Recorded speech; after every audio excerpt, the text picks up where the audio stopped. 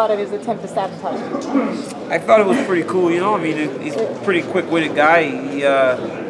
He's a lot quicker-witted than I thought. You know, I mean, you know, you see Dan, and Dan seems pretty serious. You know, he's a nice guy. He's pretty serious, but he's pretty funny. You know, we were together a lot on Monday in Los Angeles. That's probably the most time we've ever spent together.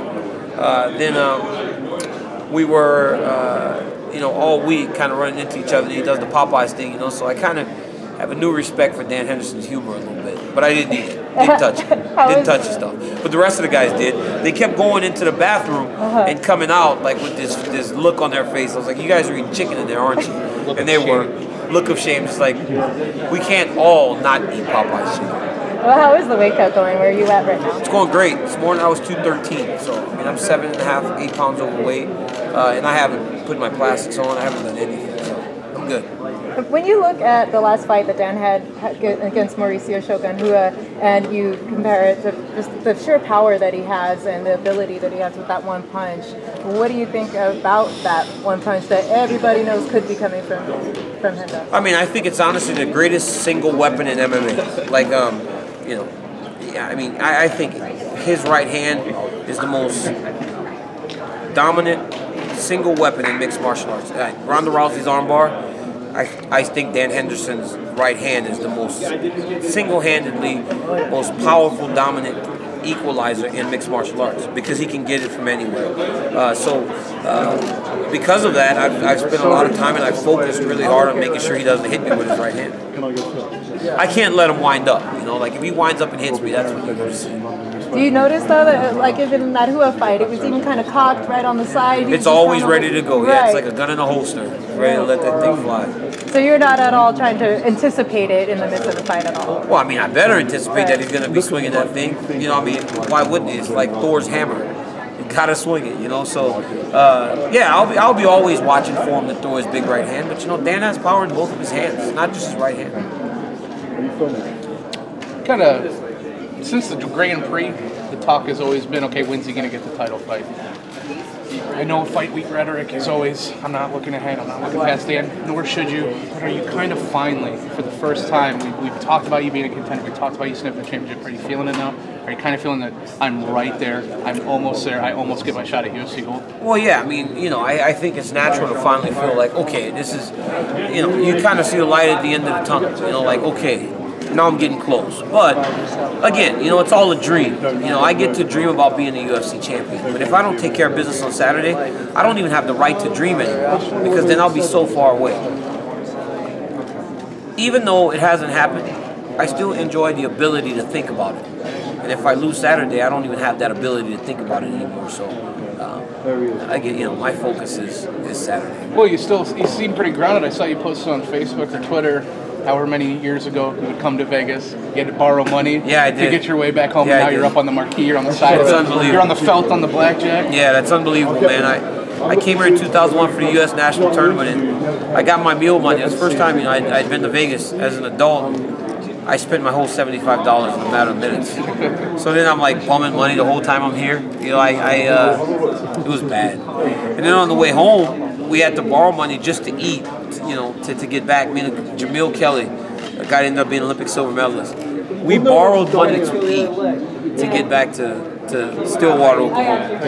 And when I showed up on Tuesday, you know, to see your picture plastered up there, this is where you want to fight as a fighter. This is the Mecca. This is when you've made it in fighting. It's to fight in the MGM Grand, and then to fight in the co-main event or the main event of an event in the MGM Grand. It's a big deal. And we're good on waiting, right? If Gus gets the shot, yeah. You're gonna take your time, and I'm fine to take my time if I win this fight on Saturday. I mean, truly, they should be fighting sometime around September. You know, that's a legitimate time frame for him to recover after his last fight.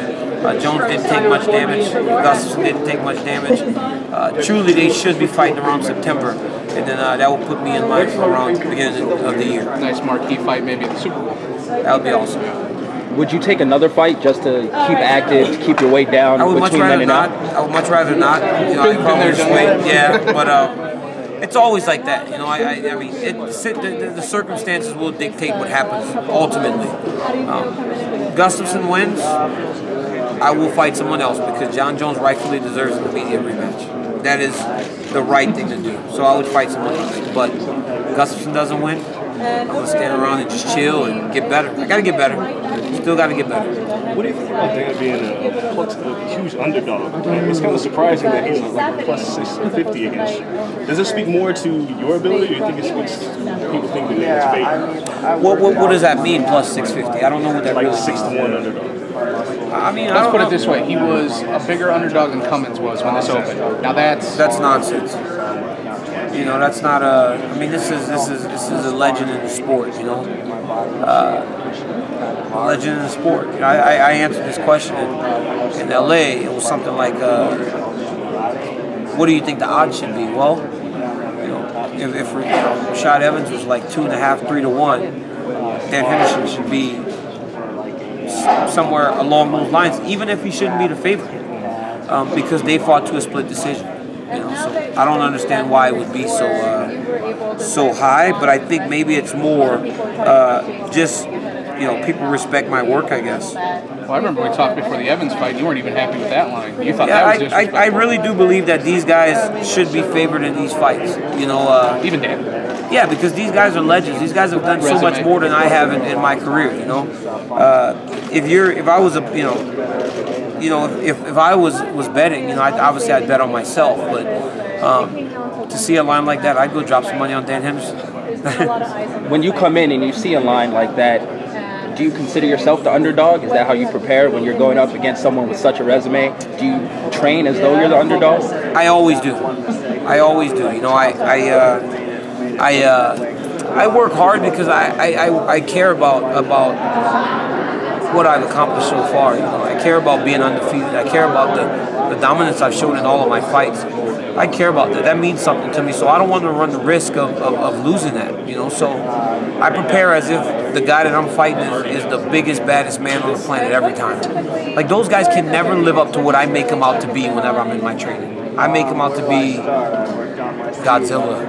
They have Mike Tyson's punching power, their Gracie Jiu-Jitsu, Buchecha's Jiu-Jitsu, you know, the wrestling of John Smith. They're like the best at everything, and that's how I prepare.